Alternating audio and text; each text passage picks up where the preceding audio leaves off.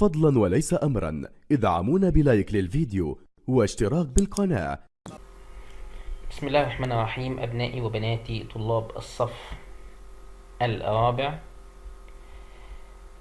إن شاء الله النهاردة هناخد الدرس الرابع في الوحدة السادسة وهي الوحدة الأخيرة. عنوان الدرس ده Tu connais Paris. Tu connais Paris. الدرس ده بيتكلم على معالم باريس. معالم باريس يعني المناطق السياحية اللي احنا ممكن نزورها، وأشهر المناطق الأماكن موجودة فين في باريس. هنا عنوان الدرس Tu connais Paris. connais معناها تعرف. بيسألك Tu connais Paris، هل أنت تعرف باريس؟ يبقى هنا connais ده verb connaître معناها يعرف. بيقول لك Tu connais Paris، بيسألك هل أنت تعرف باريس. هنا أنا جايب لي المعالم الموجودة في باريس. المعالم الموجودة في باريس أول حاجة لا تور إيفل. لا تور إيفل، برج إيفل، لا تور إيفل. تاني حاجة نوتر دام دو باريس. نوتر دام دو باريس. نوتر دام دو باريس اللي هي كاتدرائية نوتر دام دو باريس. يبقى هنا نوتر دام دو باريس. بعد كده l'Arc de Triomphe.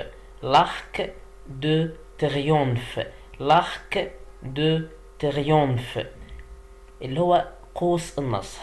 قوس النصر ده اللي هو بيحتفلوا عنده بتخليد ذكرى الانتصارات يعني اللي بيحققوها يعني. يبقى هنا l'Arc de Triomphe اللي هو قوس النصر. l'Arc de Triomphe قوس النصر. بعد كده le château de Versailles. le château de Versailles قصر Versailles. le château de Versailles. بعد كده لا سين. لا سين ده اللي هو نهر السين. لا سين. لا سين. بعد كده ليرو ديزني. ليرو ديزني زي كده زي ديزني لاند كده. ليرو ديزني. ليرو ديزني. بعد كده في لو musée du Louvre. le musée du Louvre اللي هو متحف اللوفر. متحف ايه؟ اللوفر ده من اشهر المتاحف في العالم. متحف فيه اثار من كثير من الحضارات ايه اللي في العالم. يبقى هنا المعالم بتاعت باريس ايه هي؟ في لا تور ايفل، نوتر دام دو باريس، l'Arc de Triomphe, le château de Versailles,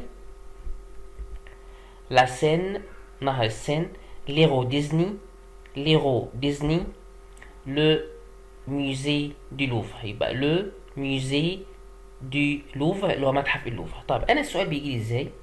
ممكن يسألني tu connais Paris. tu connais Paris يعني هل أنت تعرف باريس؟ أنا زي ما متعودين باخد دايما من السؤال في الإجابة. بقول له وي أيوة أنا أعرف، وأقول الحاجات اللي بعرفها في باريس. يبقى أقول له كده وي جو كوني لا تور إيفل، نوتر دام دو باريس، l'Arc de Triomphe, le château de Versailles, la Seine, l'Euro Disney et le musée du Louvre. يبقى هنا لما يسألني tu connais Paris هل تعرف باريس؟ بقول له وي ايوه جو كوني انا اعرف، واقول المعالم بتاع باريس لا تور ايفل، نوتر دام دو باريس، l'Arc de Triomphe, le château de Versailles, la Seine, l'Euro Disney et le musée du Louvre اللي هو متحف اللوفر. طيب نيجي بقى الكلمات المهمة في الدرس ده.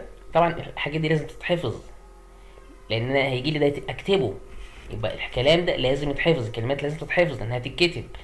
طيب في طبعا في هنا الديكسيونير في القاموس بتاعنا في بعض الكلمات المهمه زي كلمه devant معناها امام، devant امام، devant امام، sur على او فوق، sur على او فوق، sous تحت، sous تحت، sous تحت، dans في او داخل، dans في او داخل، dans في او داخل.